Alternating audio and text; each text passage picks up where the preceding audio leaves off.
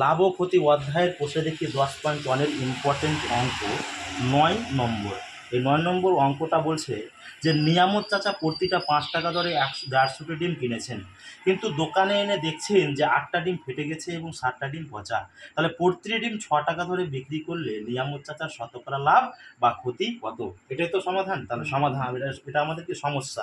তাহলে এর সলিউশনটা হবে যে কি প্রথমে বের করব যে সেই লোকটা প্রতিটা 5 টাকা দরে কটা ডিম নিয়ে এসছে। তাহলে 150টা ডিম নিয়ে এসছে। তাহলে 5 টাকা দরে যদি সেই লোকটা 150টা ডিম নিয়ে আসে, তাহলে কি করবো 5কে 150 দিয়ে গুণ, তাহলে কত আসবে 750 টাকা। কত টাকা? 750 টাকা।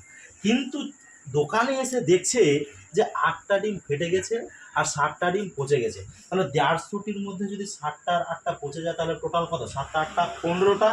তাহলে 150 থেকে 15 কি বিয়োগ। তাহলে 150 থেকে 15 বাদ দিলে কত হয়? গুড।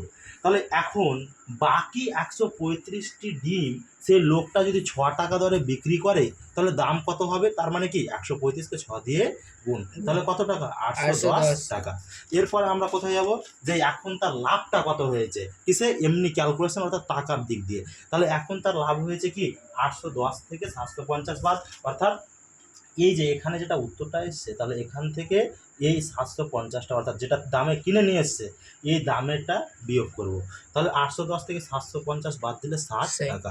তাহলে এখন কি করব আমরা? শতকরায়। কিসে? শতকরায় লাভ তাহলে কত হয়েছে? শতকরায় লাভ হয়েছে মানে কি? তাহলে 750 টাকায় লাভ হয়েছে 60 টাকা। তাহলে 1 টাকায় লাভ কি 750 থেকে 1 কমে গেল। তাহলে 750 টাকা, অর্থাৎ পুঁজিটা যদি বেশি থাকে তাহলে লাভটা আমরা বেশি পাবো, কিন্তু 1 টাকা কমে গেল। কমলে কি হয়? কমলে ভাগ। তাহলে 60/750, অর্থাৎ এটা বাই এটা, এটা বাই এটা, অর্থাৎ 60/750। এবার বলছে শতকরা মানে কি 100, শতকরা মানে 100। তাহলে 100 টাকায় কত হবে? 100 টাকায় তাহলে কি 60/750 থাকলো, তাহলে 100 টাকাটা বেড়ে গেল। 1 টাকা থেকে কি হলো? 1 থেকে বেড়ে গেল মানে গুণ, বাড়লে গুণ আর কমলে ভাগ। এই জিনিসটা মাথাতে রাখতে হবে। তাহলে কাটাকাটি, এই শূন্য এই শূন্য গেল, তাহলে এখানে 10 এখানে 75 থাকলো। তাহলে কি 5 দুনা 10 আর এখানে কত? 4 3 25-এ 75। তাহলে এখানে কি করতে হবে যে 5 দিয়ে 5 দুনা 10 আর 5 15 75। তাহলে 5 দিয়ে কাটলাম, দুটো কি দিয়ে কাটলাম? 5 দিয়ে। তাহলে 5 দুনা 10 আর 5 15 75। এবার কি করবো? 15 1-কে 15, 4 15 60।